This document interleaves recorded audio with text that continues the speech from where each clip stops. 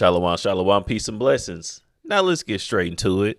So today's lesson, we're going to go a little bit deeper into the millennial kingdom.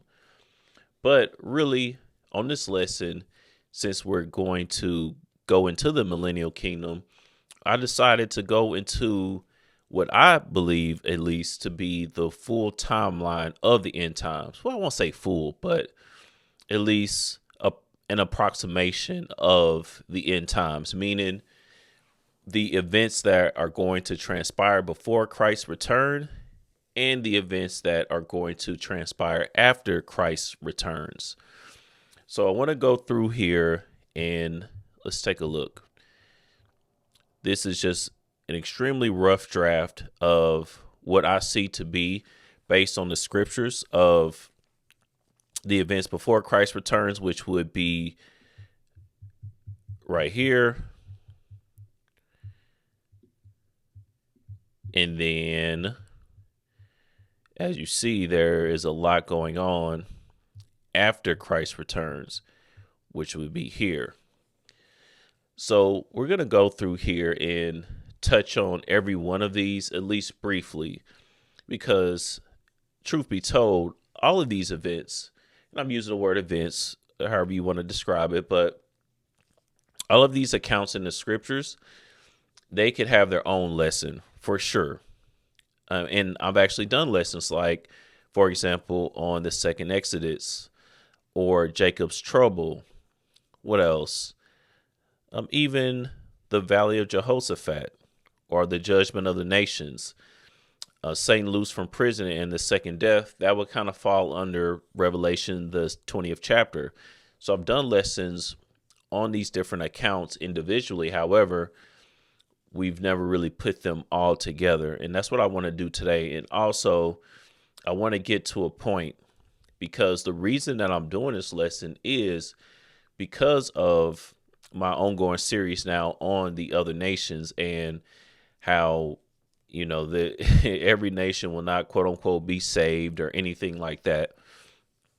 And we really have to go into this to fully understand that, so you can see the role of the nation of Israel and how the 144K, how that plays out, which I've done a lesson on that too before as well. Who's going to be saved, who's not, so on and so forth. Okay. And when it comes to the other nations, we're going to find out that they have a bleak future. All right. It's something that I've really thought to be true for a while as far as the future of the other nations after the millennial kingdom.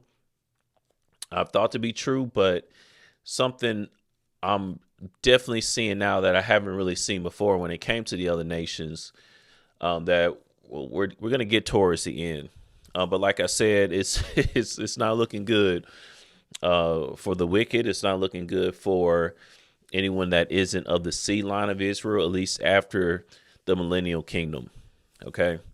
So let's begin. Now, the first thing I want to go into on one of the lessons, I may put a screenshot of that on the screen. On one of the lessons here more recently, I went over how there's a lot of brothers saying the word saved when it comes to the other nations, or they're being preserved, or words like that describing the other nations. And it's because, at least to my approximation, at least, I believe that people are thinking of it like this. Like when Christ returns, he's coming to destroy everybody all at once that's wicked. So therefore, if he doesn't destroy somebody, that's them being saved. Saved is not really about life or death per se, especially at least upon Christ's return. That's not saved. Being saved is salvation, and salvation, at least when Christ returns. Again, I keep saying that because we have to make a distinction there, because being saved from the second death, that's salvation, that is life or death. But when Christ returns, it's not about life or death. It's about the destruction and the replacement of this wicked rulership with the rulership of the righteous. When Christ returns, he's coming to bring back the nation of Israel as the leading nation on planet Earth to bring about a righteous rulership. Yeah, so when Christ returns, he's not going to just completely eradicate everyone. And that's why we see the mentioning of the other nations, and not just the other nations, also the children of Israel. All right. Because who's going to be targeted at that time is going to be the rulers of this current society. Okay. And that's it for the most part. That's going to be it. Obviously, there'll be some other casualties. I can't speak on, every single soul, but for the most part, that's what Christ is coming to do. And we know, according to the scriptures, that the kingdom is not going to just come just right there in a flash. That's not how it's going to happen. So what we call heaven, the kingdom of God, New Jerusalem, that's not going to happen in an instant. So as soon as Christ returns, it's not like, boom, everybody that's, meant to be in the kingdom, going to be in the kingdom, and everybody that's not just going to die out. He's going to come back and just kill everybody right then and there. And then the kingdom is just going to just happen right then and there. It's a process. It's going to be a process and a dispensation of time that has to transpire first before these things all come into place. That's going to be the end goal, right? But until we get to that point, it's going to be a process. There has to be certain prophecies that are fulfilled because thus saith the Lord. Okay. Now, with that being said, hopefully that makes sense.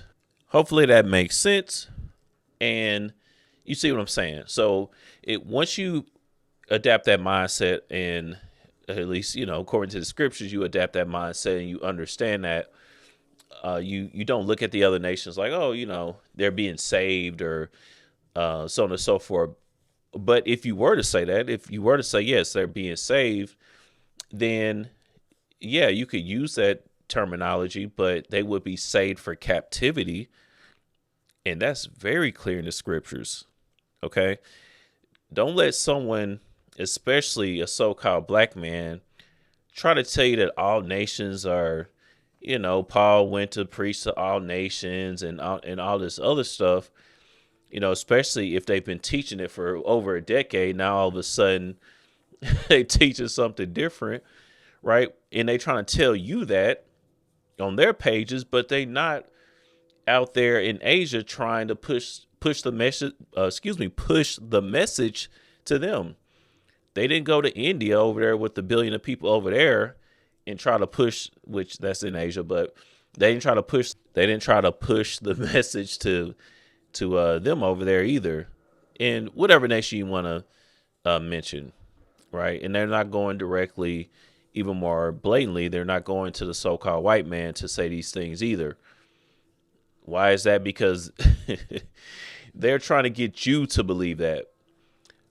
But they fear, whether they are intentionally thinking this or not, they fear going up to the so-called white man and to the other nations and saying, hey, I believe, because most of them will say, yeah, Israel is the top nation. Israel is going to be in rulership.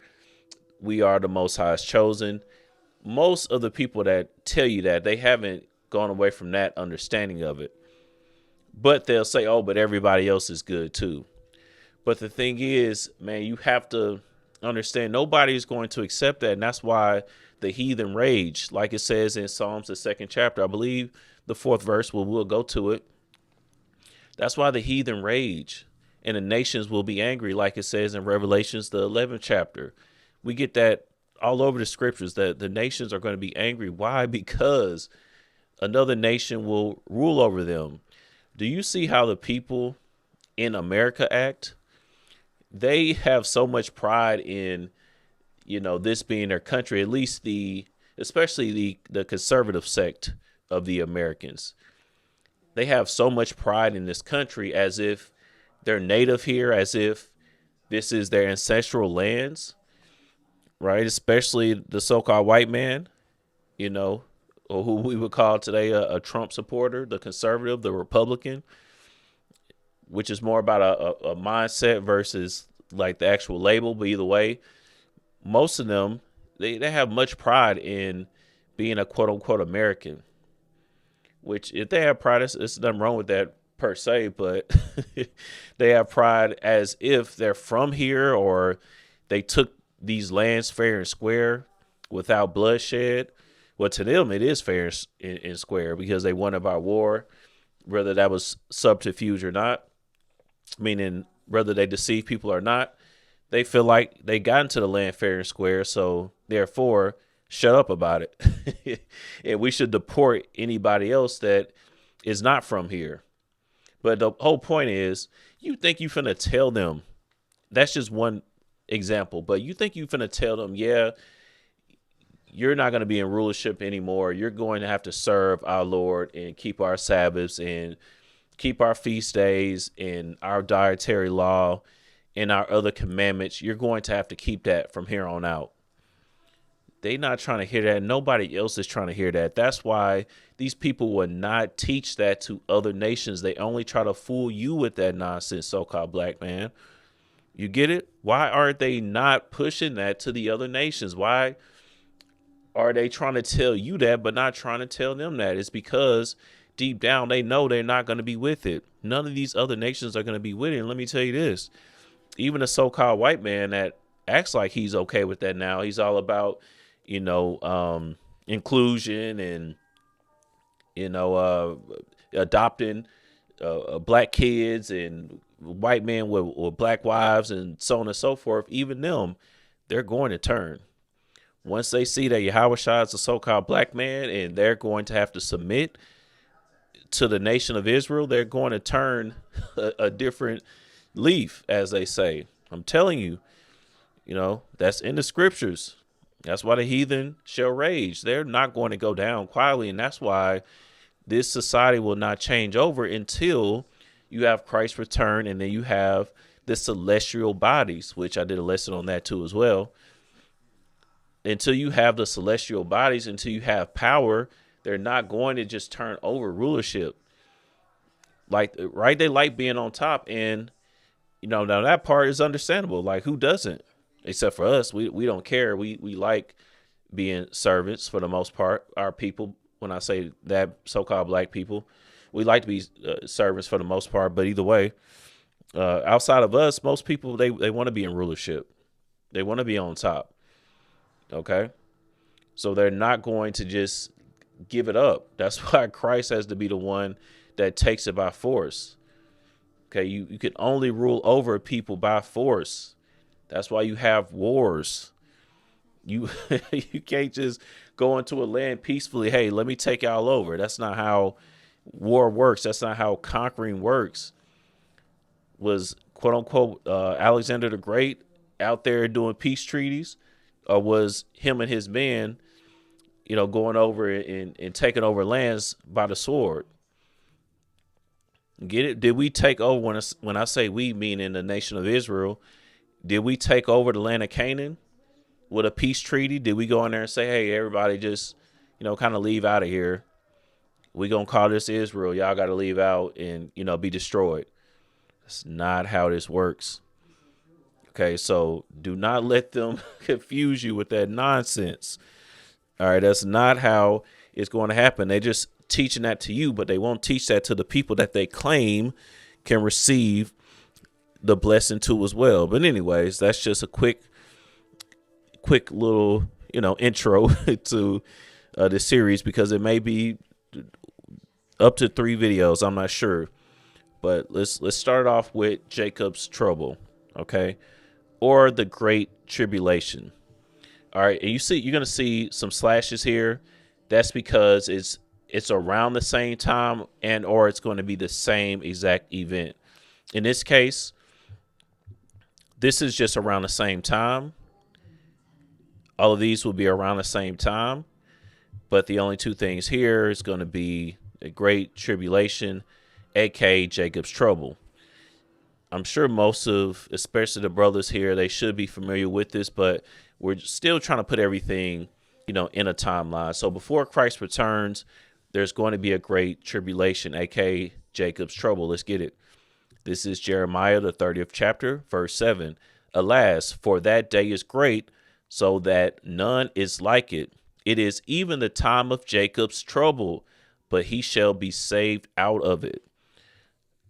On some of these events, I'm going to go over it a lot faster because, again, if we took our time to go through everything, get all the scriptures and all the understanding, then this would be like a 20-part series. But again, like I said, that's why I've done individual videos on it. I'm just trying to establish a foundation here of, at least to my perspective, what I see to be the events that will transpire before and after Christ returns, and before and after the millennial kingdom. Right now, we're on the before portion. All right, now this is Matthew, the 24th chapter, starting at the 21st verse.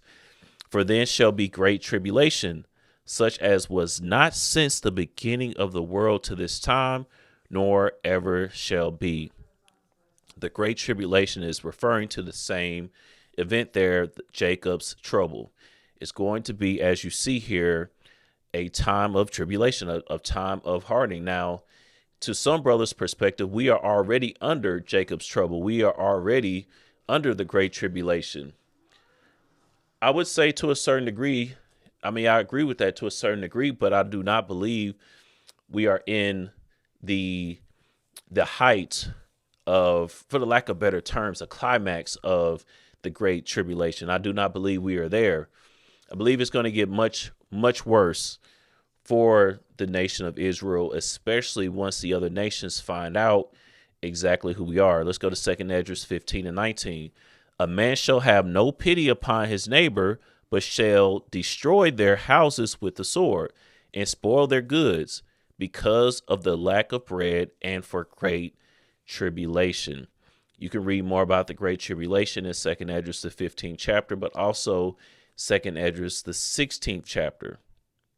I had Matthew 24 again, but let's go to Revelation the 6th chapter, because the 5th seal is going to be Jacob's trouble. Okay. When you read about the different seals, the 5th seal is Jacob's trouble, if you didn't know. So let's read Revelation, the 6th chapter, start at verse 9. And when he had opened the 5th seal, I saw under the altar the souls of them that were slain for the word of God and for the testimony which they held.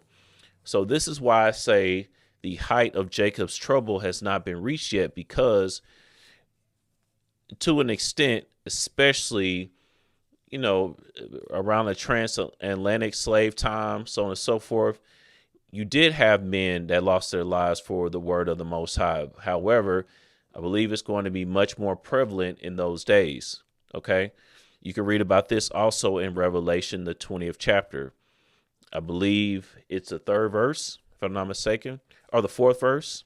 I believe it's the 4th verse, 24. Well, we'll get that in a second. Let's get verse 10 here in Revelation, the 6th chapter. And they cried with a loud voice, saying, How long, O Lord, holy and true, dost thou not judge and avenge our blood on them that dwell on the earth?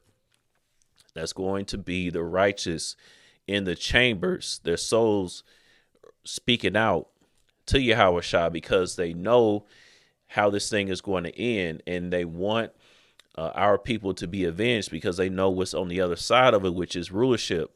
Everything comes down to rulership. Okay. It's not about having a better job or not working and all of that. All right. When Christ returns, he's coming to set up the kingdom. It's about rulership. Everything is about rulership. Now, we will never have the kingdom until Christ returns. However, if you want to live your life on better terms, you need to think of it from a certain standpoint of you trying to create your own rulership within your own life, within your own household, you and your woman, your family, so on and so forth. That's why I'm such a big believer in having your own thing and running your own business and making your own money. Because although, again, this is not the kingdom, we're not in Israel, we nowhere near that, right? But you can create your not safe haven per se, because you never safe, not in this society. You will never be safe. And no matter where you go, you can move to Africa if you want to, any of the countries there. It don't matter where you go, Europe, it don't matter. You'll never be safe as a so-called black man because pretty much you're going to have the same bywords thrown at you. You're going to have the same status. You're going to be seen the same no matter where you go. However, if you want to make yourself as comfortable as you can in a society, that's the way that you do it, by controlling as many factors about your life that you can. Anyways, let's go to verse 11. And white robes were given unto every one of them. And it was said unto them that they should rest yet for a little season until their fellow servants also and their brethren that should be killed as they were should be fulfilled. So this is also referring to, so you see this is double fold. So this could be referring to the prophets that were slain, because a lot of the prophets were killed, man, just for bringing out the word. And it was the Most High's word. They were just doing what they were told to do, but the people were killing the messenger. Right. Then you have the disciples and the apostles that were killed for believing in Christ. Right. By the wicked sects of our people, like the Pharisees. We know Paul executed the church.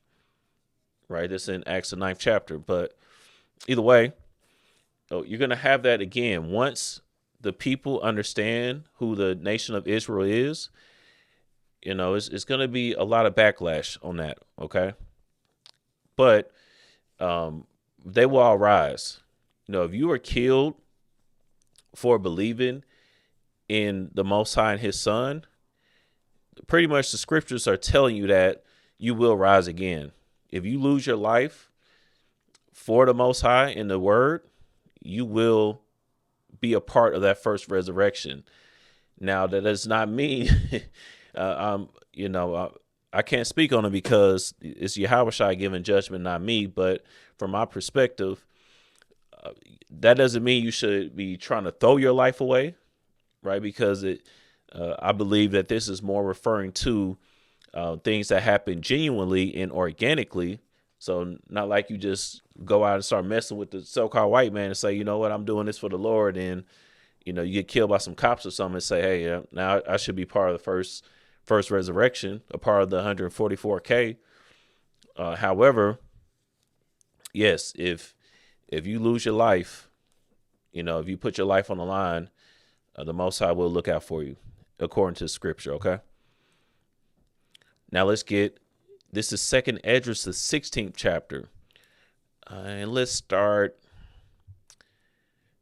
Let's just get to it. Let's start at verse 70. For there shall be in every place and in the next cities a great insurrection upon those that fear the Lord. So it's going to be nothing like, what they call it? Was it January 6th? I think they did that on purpose using the 6th. But either way, whenever they storm the Capitol building for Trump, it's going to be completely different from that. Let's read, though, verse 71. They shall be like mad men, sparing none, but still spoiling and destroying those that fear the Lord. See, this is real tribulation. And I say that all the time. Like, a lot of brothers they be acting like we already in this time, and I don't really get it. Like, y'all understand how much easier it is to make a living, and how much less oppression that you really have to deal with. Everything, not everything, of course, but our main oppression right now is spiritual, psychological and mental. That's the main oppression that you have now. When you still act like you are physically under bondage, or you can't do things because, well, you black man can't do this, and because I'm black, this, and this, you are putting yourself under that bondage, which is really a part of the psychological and the mental captivity that we are under. But their weapons are formed.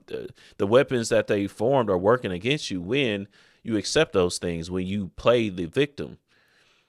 And when I say play the victim, I was talking to brothers recently, and it wasn't me, but brothers were talking about like being a victim and so on and so forth. Those are tags you cannot put on yourself.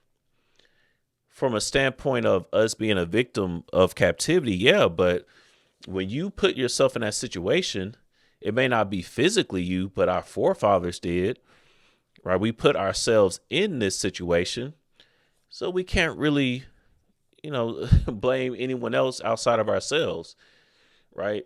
The so-called white man is just doing his job. The Most High put him to it. That's all he's doing. So, and I'm not saying, look, we just read how the righteous are going to be in the chambers, crying out, wanting, to be avenged. Right. So I'm not saying we just completely ignore it. Don't, for those listening, don't go out of bound with this. I'm not saying any of those things. Really, I'm more talking about right now anyways. So I'm just adding in some commentary about how I see it, at least to be productive in this life, is not to play the victim or to not look at yourself as a victim because we are in captivity. Okay. If you do that and you look at it like that, then, you're just going to hold yourself back. There's no way that you can prosper in the things that you want to do in this life. If you have that type of outlook, I'm a victim, Israel is a victim. We're victims, and niggas be saying we ain't victims and this and that, and we this, and I got fired from a job because I'm black, all this other stuff. There's more opportunity now than it ever was. And they know that, and that's why they keep putting out all this energy on you, because they already know that physically you could do more than you ever could, at least since this captivity. At the height of World War I and all this stuff in the early 1910s, we couldn't do nothing, right? But now we don't have any of these physical bonds on us. So, do with that as you will. Let's keep reading though. Verse 72. For they shall waste and take away their goods and cast them out of their houses. See, have you been cast out of your house because you're an Israelite? These things have to happen organically. It's like, I don't know, man. From a certain standpoint, we want our people to be avenged, but at the same time, like, I'm not someone that's acting like I'm just ready. What if you're not ready for Yahushua to return? What if you haven't done enough?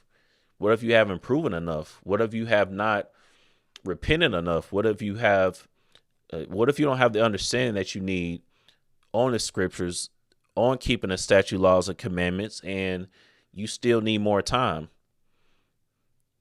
Are you still going to, be advocating for Yahushua to come back today? What if that means your destruction?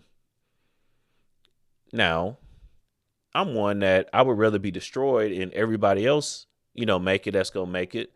If I don't, so I'm not, you may have that same perspective. And that's cool, but I'm saying, when you prefer both, if you could, I'm not putting myself in a number, nothing like that. I'm just saying, a lot of times we act like we're ready or we want these things to happen speedily, but we don't really know if we want this. We don't really know what this will look like. So it says in the book of Amos this is really rough paraphrasing. I should put it on the screen, but in the book of Amos, it talks about how we should not be basically waiting on and desiring the day of the Lord. Okay. I put that on the screen. I believe it's Amos the 8th chapter or something that, I actually may grab it in a second here, but let's keep reading. Verse 73. Then shall they be known who are my chosen, and they shall be tried as gold in the fire. So we'll talk about that fire here in a second. But this is why I say that we are not in the height of Jacob's trouble, because it's not known who are the chosen. A lot of times brothers say that, like, everybody know. Not really. Like, what I see this to be is that it's going to be common knowledge, and everybody that does not accept it, it's because it's not like a fringe thing. It's not a taboo thing to say that you're an Israelite. It's going to be on TV. It's going to be the talk of the town. Like everyone is going to know it without a shadow of doubt.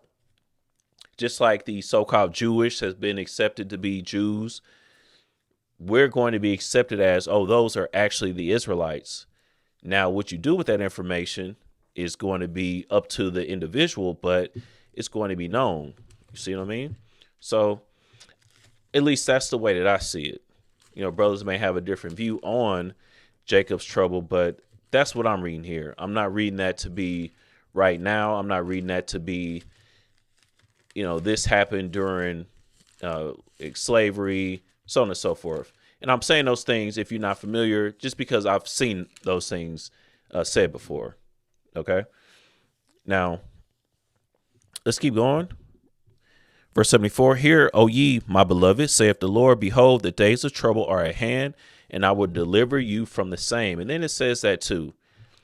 You know, I will deliver you from the same. By the way, it was Amos 5:18. Really quickly, I read that. Woe unto you that desire the day of the Lord. To what end is it for you? The day of the Lord is darkness and not light. So I think of that all the time for brothers that desire the day of the Lord. You know, you never really know if that's what you really are going to be looking forward to. Anyways, verse 75, be ye not afraid, neither doubt, for the Most High is your God. Verse 76, and the God of them who keep my commandments and precepts, saith the Lord, power, let not your sins weigh you down, and let not your iniquities lift up themselves. We can keep going, but that's the point. Okay, that's going to be Jacob's trouble. This is going to happen before Christ returns. Okay, and also in a book of Jeremiah, the 30th chapter, it did say it's going to be a time none like any other. Okay, and that's why, again, I don't believe Jacob's trouble has already at least happened. But again, if you want to say it's already started, I can't really say that's wrong per se. I can't really say that, and I had no problem with that. I don't believe that per se, but I really don't have a problem with that because, you know, that could be the case. All right, so that's Jacob's trouble or the great tribulation. And then you have the famine of the word too as well. Now, the famine of the word, I won't spend too much on that, but this is another reason why I say, you know, there are certain prophecies that have to happen first. Right now, there is no famine of the word, and in no time in history that at least I've been able to make out, there's been a famine of the word. You know, therefore, this prophecy has not been fulfilled yet. Therefore, you know, these are future prophecies that have not happened, meaning, you know, Christ is not going to return until these things happen. Like in 2 Thessalonians, the 2nd chapter, it says that, you know, the son of perdition will not be revealed until, you know, certain things go down. Okay. All right. So I mentioned it. Let me just grab this real quick. Amos 8:11. Behold, the days come, saith the Lord God, that I will send a famine in the land, not a famine of bread, nor a thirst for water, but of hearing the words of the Lord. Verse 12. And they shall wander from sea to sea, from nation to nation, and from the north even to the east. They shall run to and fro to seek the word of the Lord and shall not find it. There's going to be a time where, at least according to what I read here, there's going to be a time where we can't use the Bible app. We can't use this app that I'm using right here, or this platform, the Blue Letter Bible. There's going to be a time where they're going to try to snatch up our physical Bibles. Okay. So we have to be in the scriptures as much as possible, but we're going to see it's really going to be down to not just memorization per se, but also within your spirit, because the Most High could, you know, we never know. And this time, this could be part of the way that it's revealed who we are. You know, we could have the words written in our spirit, right? Written in our heart, like we read about in Hebrews 8:8 and Jeremiah 31:31, right? So we'll see. However, that's an event that's going to happen before Christ returns. All right. Obviously, that can't be after Christ returns because he is the word. All right. Again, that's the fifth seal. which is Jacob's trouble, the great tribulation, famine of the word. Now I have here Israel revealed. We actually already went over that a few times. And the wicked revealed. So it's going to be known who the wicked really is. Let's get 2 Thessalonians chapter 2 and verse 1.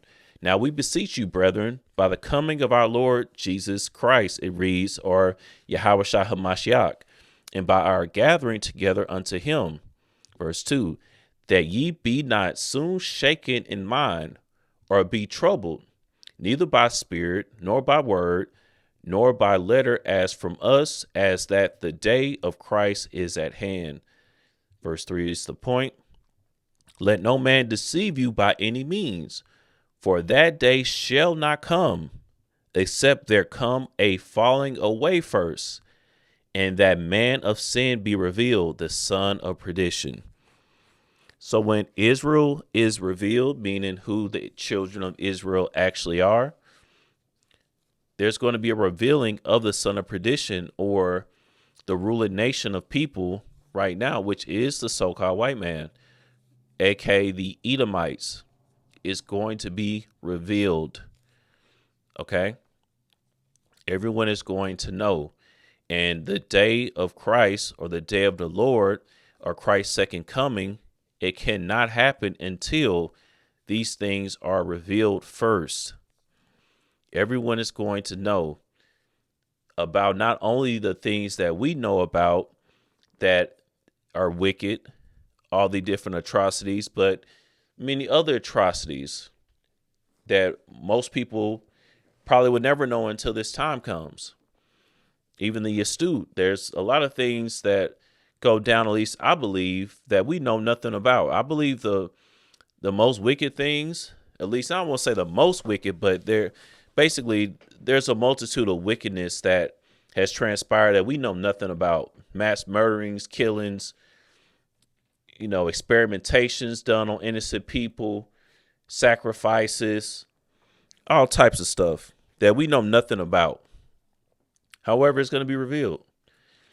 It's going to be revealed, and everyone is going to know. All right, and that's going to cause a lot of the chaos, I believe, when it comes down to Jacob's trouble. All right, and once it's out who they are, now they can just do what they do. Now they can start executing people and not have to worry about the public's perception. Right? Before you had quote unquote Christianity, right, that was formed in the 4th century, right? Most people that were pagan, at least up to a certain degree, right? A lot of the people before Christianity was formed, they were not, seen a certain way if they were pagan, if they worship other gods. But right now it's seen as, oh my gosh, you're a Satanist. Like if a Satanist tells somebody they're a Satanist, they're immediately looked at differently, unless they're a Satanist themselves. You might even make an atheist feel uncomfortable if somebody was to say a Satanist was to tell somebody else they are a Satanist.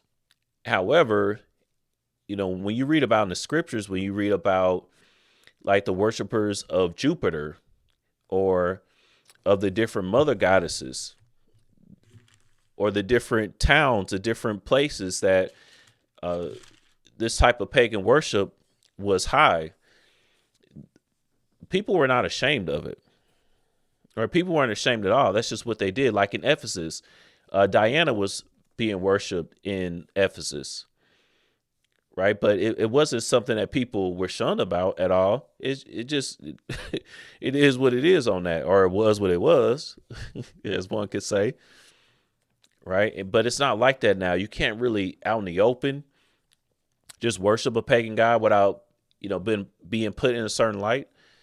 But I believe in this time, it's going to finally come out and they're going to show their true colors. Like we're going to know the Pope is not a righteous man and that he is a pagan, and all of that imagery, the Dagon headpiece, the crook and the frail that comes from the Egyptian mysteries, so on and so forth. and all the different sacrifices that they've made for these children. At least that's alleged. Not really though. Not really. If I did a lesson about that, I can't remember what lesson it was, but that's not even really alleged. There was 50,000 plus children found to be killed, but either way, not to go past that lightly, but just getting back to the point,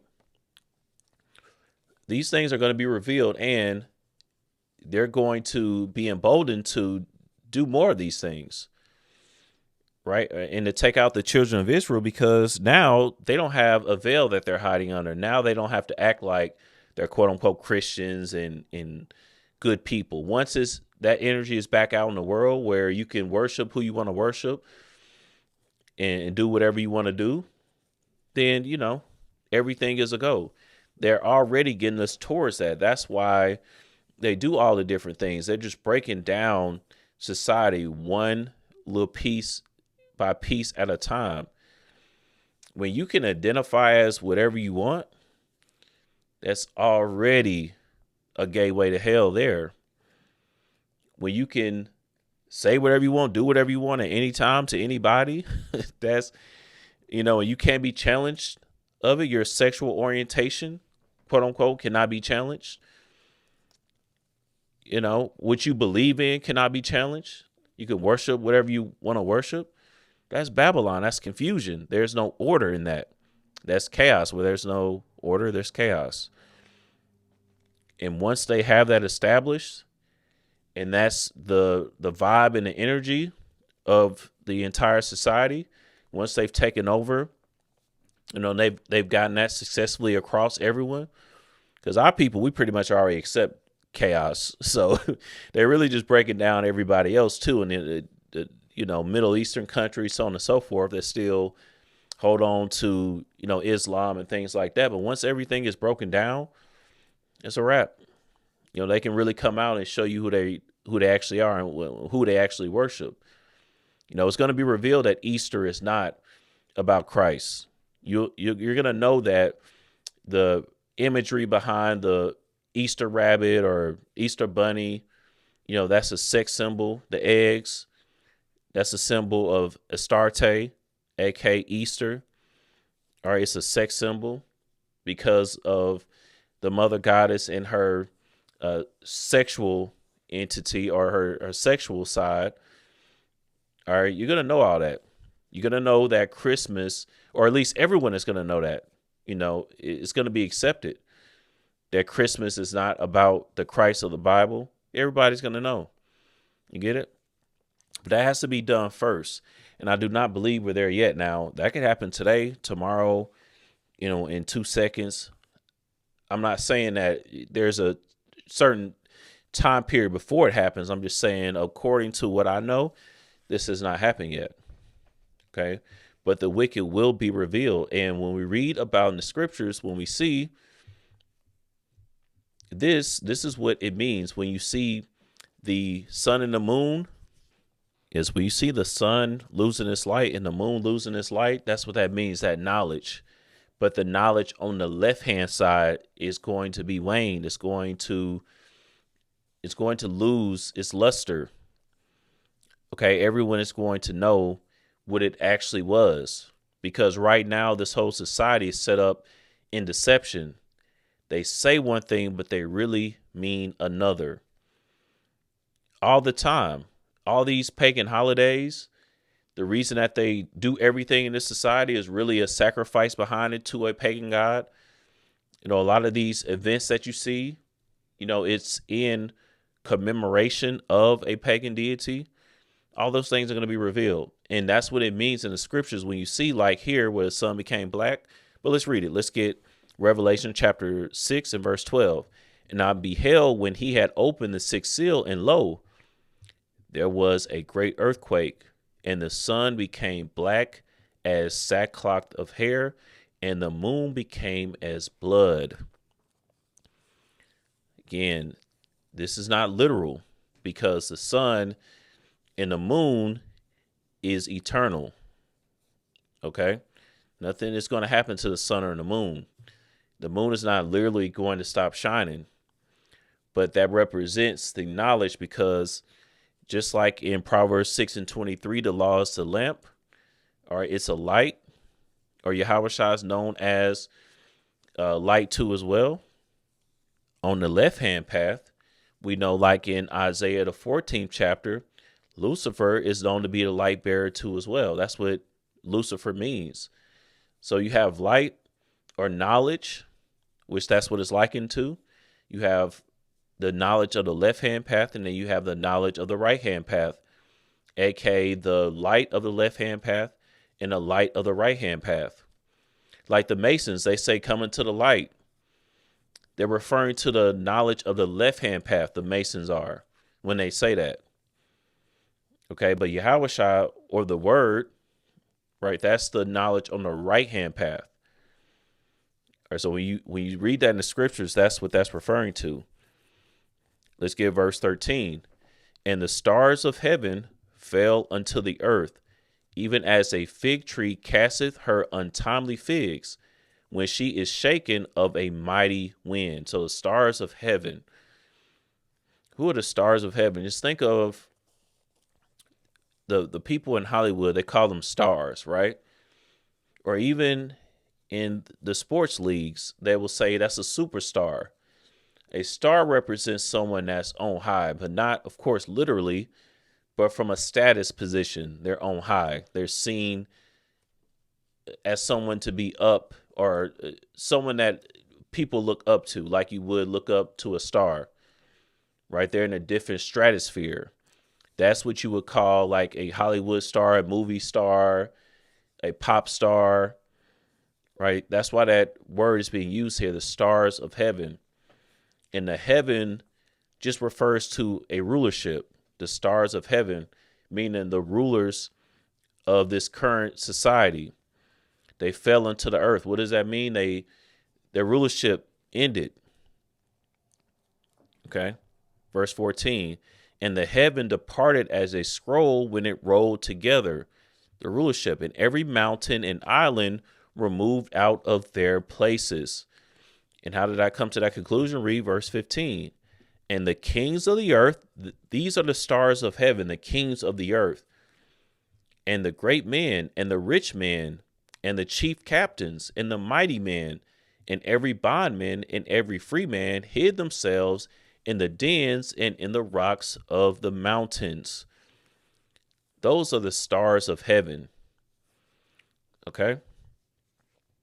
The kings of the earth, meaning the people over the society, NATO, and, all these different, countries that have, came and formed together, formed these different, conglomerates or what have you. That's the stars of heaven. Let's get 2 Peter chapter 3 and in verse 10.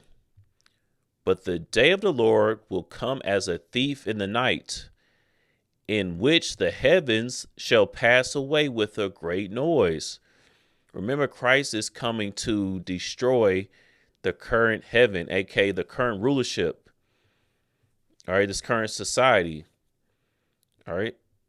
Read on. And the elements shall melt with fervent heat. The earth also and the works that are therein shall be burnt up. 11. Seeing then that all these things shall be dissolved, what manner of persons ought ye to be in all holy conversation and godliness? Verse 12. Looking for and hasting until the coming of the day of God, wherein the heavens being on fire shall be dissolved, and the elements shall melt with fervent heat. So the elements, the heavens shall be melt with fervent heat. This is double fold. Literally, Yahweh Shai is coming back with his angels. All right. Like it says in Luke 17 with hailstorm, just like in Sodom and Gomorrah. Right. But also the word is likened into this fire, because Yahweh Shai is coming to set down the commandments. Okay. So it's double fold. Jeremiah 23 and 29. Is not my word like as a fire, saith the Lord, and like a hammer that breaketh the rock in pieces? The word is likened into a fire. So when Christ returns, he's melting this society with the fire of the word, but also literally too as well. It's going to be fire, right? Like the wine press, his garment is going to be so bloody from all of the slain, but also because of the word, because he's coming to establish the commandments back on planet Earth like it's supposed to be. Israel is supposed to be in rulership, not from a literal standpoint, but prophetically, we're supposed to be, right? But we messed that up. But when Christ returns, it's over. All right. Let's get Psalms chapter 46 and verse 6. It says, the heathen raged, the kingdoms were moved. He uttered his voice, the earth melted. That's what it means by the earth melted. Not literally. That's referring to the kingdoms that were moved, the heathen raging, the heathen being destroyed, meaning this rulership being moved, being taken down. That's the earth melting. That's the heavens that were rolled as a scroll and the heavens being dissolved. That's what that means. It means the discontinuation of this current rulership that we're under, which is Babylonian, into a righteous rulership, which is Christ, and his rulership, which is the millennial kingdom. Okay. Does that make sense? Let me know if that makes sense. So we have the wicked being revealed, or the sun and the moon. Let me grab a little bit more on that. All right. I already had this pulled up. Let's get Habakkuk, the 3rd chapter, verse 11. The sun and moon stood still in their habitation. At the light of thine arrows they went, and at the shining of thy glittering spear. That's referring to Habakkuk, the 3rd chapter is a good chapter to read. It's parabolic, and it's kind of a hard read if you don't understand what you're reading. However, it goes into Christ's return and also the other nations, and it goes to how the other nations will be destroyed. But it's all saying the same thing. And that's how you put it all together. You get the different accounts of the same events, and then you get the different precepts to match it up, and then you can get a clearer picture. Like this is saying the same thing that we read about already in Matthew 24, 2 Peter chapter 3, so on and so forth, but it's just worded differently. Let's read it again. The sun and moon stood still in their habitation, meaning the light of the left-hand path stood still, meaning that the knowledge of the left-hand path, the knowledge of this society is going to be at naught. Now it's not going to matter who's a Democrat, who's a Republican, who's a Christian, who's in Islam, who's this and who's that. Once you understand the truth, it just cuts through everything, just like a sword. You won't need the light of the left-hand path. So the light of the sun and moon, aka the light or the knowledge or the understanding that we have now, is going to end because everything is going to be revealed. You get it? And it reads, at the light of thine arrows they went, and at the shining of thy glittering spear. The glittering spear and the arrows is referring to the beams, is referring to the different weapons that Yahweh Shai and the angels will have at destroying this society. But again, destroying mainly the current rulership is what Yahweh Shai is coming to do. That's his main mission when he comes back. All right, let's get Psalm chapter 2. Well, actually, I said 2 and 4 earlier. It was Psalms 2 and 1. But let's get it. Why do the heathen rage and the people imagine a vain thing? Y'all have to explain this. Why do the heathen rage? If they know that they're going to be saved too, like that's what these Negroes are putting out there now, right? If they know that they're good, why do the heathen rage? The heathen rage and the people imagine a vain thing. Like co-ruling with Christ, right? Or being Americans and thinking this country is the greatest country in existence. Why do people imagine a vain things such as these things? It's because they're not going to be with it. Okay. Verse 2, the kings of the earth set themselves, and the rulers take counsel together against the Lord and against his anointing, saying, let us break their bands asunder and cast away their cords from us. Basically, take away their rulership and take away their inheritance. Let's break their bands asunder and cast away their cords from us. Verse 4, he that sitteth in the heavens shall laugh. The Lord shall have them in derision. Verse 5, then shall he speak unto them in his wrath and vex them in his sore displeasure. Why are you so displeased with the heathens upon Christ's return if everybody good anyways? You know, I guess what they saying, we just not reaching enough people. Like, I don't know, man. It's a little wild when you think about it. But verse 8 says, ask of me, and I shall give thee the heathen for thine inheritance, and the uttermost parts of the earth for thy possession. That's what the heathen are going to be used for. But we'll get that on the second part. But just for now, just understand that. Okay? They're going to be broken down. All right? So that's what it looks like upon Christ's return. Get it? Let's get Daniel 7:13. I saw in night visions, and behold, one like the Son of Man came with the clouds of heaven and came to the Ancient of Days, and they brought him near before him. Verse 14. And there was given him dominion and glory and a kingdom, that all people, nations, and languages should serve him. His dominion is an everlasting dominion, which shall not pass away, and his kingdom that which shall not be destroyed.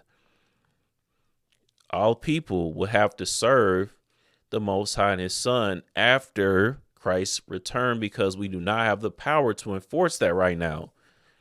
That's not going to happen before Christ returns. That's why it says that the Son of Man, aka Christ, aka Yahushua, came with the clouds of heaven, meaning the chariots. Until Christ returns with the chariots and the other nations see that the nation of Israel is the one in charge now, they will not submit. Why haven't they submitted yet? You niggas could get nothing off the so-called white man. You think that you finna teach him your word and he finna submit to you? Nah. He's not. He's not going to, and no other nation will. That's not how it works. This has to be done before Christ is going to be able to establish the kingdom. This has to happen first. You understand? And again, just so if you didn't know that the clouds of heaven is referring to the chariots there, let's get Psalms chapter 104, verse 3. Who layeth the beams of his chambers in the waters, who maketh the clouds his chariot, who walketh upon the wings of the wind. Okay. So I was going to get more in Habakkuk, the 3rd chapter. Really, I believe I plan on going down this full chapter because, again, it really is enlightening. Right. Well, maybe for the sake of time, let me see. Do I want to? I'll probably go in and out here on Habakkuk, the 3rd chapter, but it is really good. Okay, you see another account here. Habakkuk, the 3rd chapter, verse 12. Thou didst march through the land in indignation. Thou didst thresh the heathen in anger. Why you got to thresh the heathen if everybody can be saved anyways? I guess, again, they just saying that they, I don't know, man. Who's going to buy into that? Oh, yeah, y'all over me, but, I'm going I'm going to keep the commandments because you say so. I'm going to let you be over me. And I'm good with that, especially my old nation of people. We all good with that. Nobody's going to agree to that, bro. Like, stop it. Okay. But anyways, point is, that's what it's going to look like before Christ returns. Now, to get more on his mission once he actually returns, let's get Revelation, the 19th chapter. Let's start at verse 20. And the beast was taken, and with him the false prophet that wrought miracles before him, with which he deceived them that had received the mark of the beast, and them that worshipped his image. Those both were cast alive into a lake of fire burning with brimstone. The beast, this system was taken, the beast system, this fourth beast, which is Rome, the reincarnated version of Rome, aka America, but not just America itself, all of its partners and allies too as well. That all makes up the beast. And the false prophet, the image of Jesus Christ, is the false prophet, right? That's the image, to worship his image, that the people that worship that image, right? Or anyone else that's a false prophet, that's a part of this beast system. It's going to be destroyed. That's what Christ is coming to do. They're going to be cast alive into a lake of fire burning with brimstone, meaning being destroyed. That's what the lake of fire is. There is no hell. There is no destination that you can go to and you just burn internally and all that. That's not where is that at in the scriptures? But the scriptures do talk about burning with brimstone, meaning being destroyed by that fire that Christ is coming to bring back. All right. Cast alive. That's what Christ is coming to do. So everyone that's saved, or when I say saved, that's what people say. Everyone that's not destroyed, it's not because he missed. It's not because he's preserving per se. It's just, it's not everyone's time yet. Okay. The rest of the dead live not again until into the second resurrection. Okay. I was roughly quoting Revelation 20:4, if I'm not mistaken. All right. But that's why I said also the weakening of rulership, because once everyone understands who the wicked are, their rulership is going to be weakened. Okay. And the return of Christ is to destroy the current rulership. And that's it. Again, once you understand that, you can understand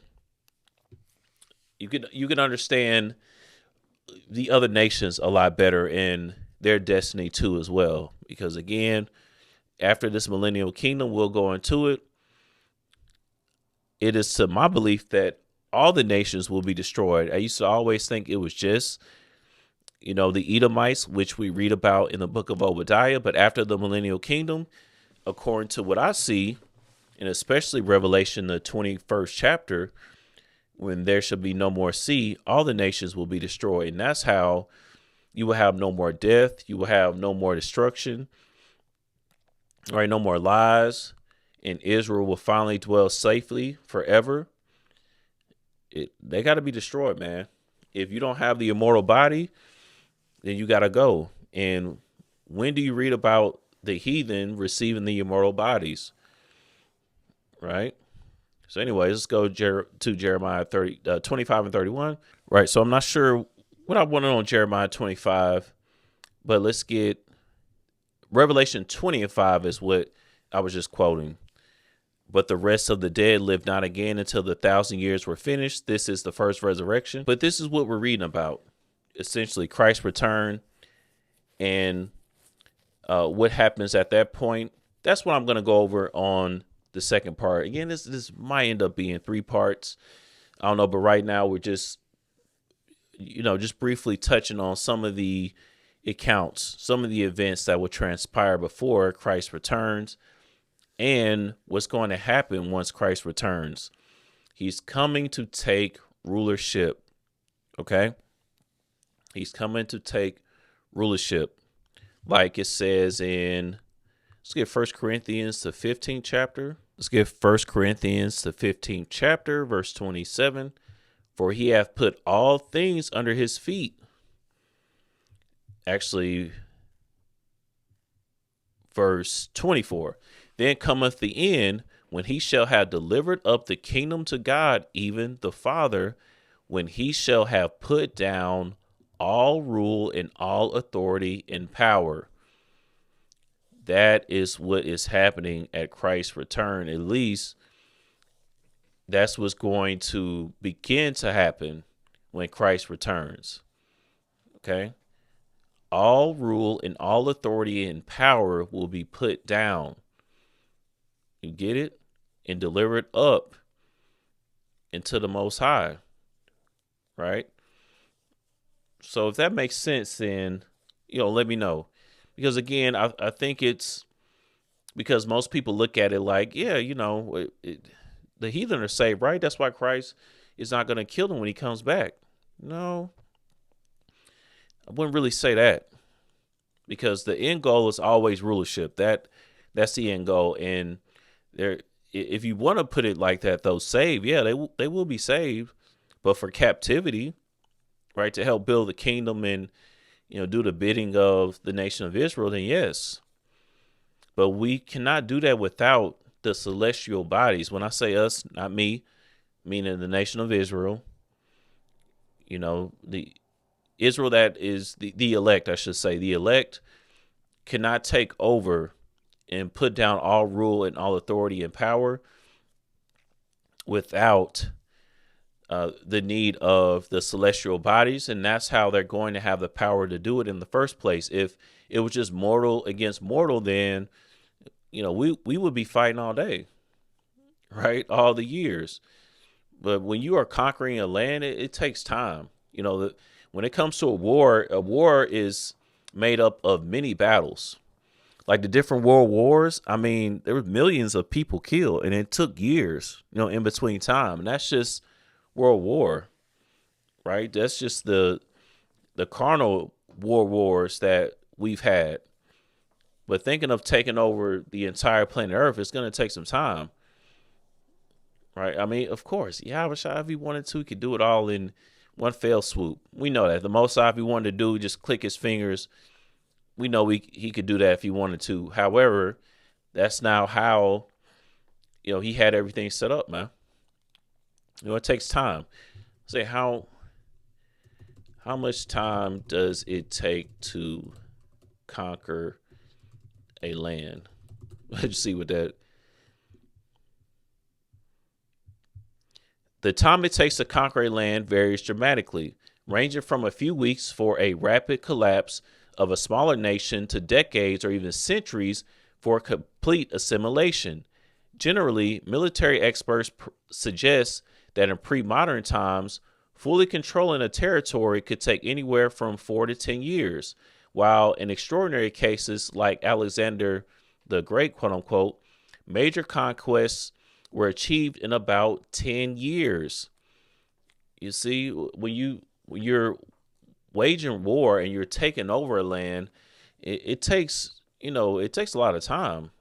It obviously depends on the size of the land and so on and so forth, but that takes time. Thus is the condition of the battle, but we'll end it off here. That's this is just part of it. This is more going over what's going to transpire before Christ returns. Then on the next part, we'll talk about Christ returns, and after that, we'll talk about the millennial kingdom and what's going to transpire after the millennial kingdom. Lord willing, this was edifying so far, and until the next time, I bid everyone a mighty shalom.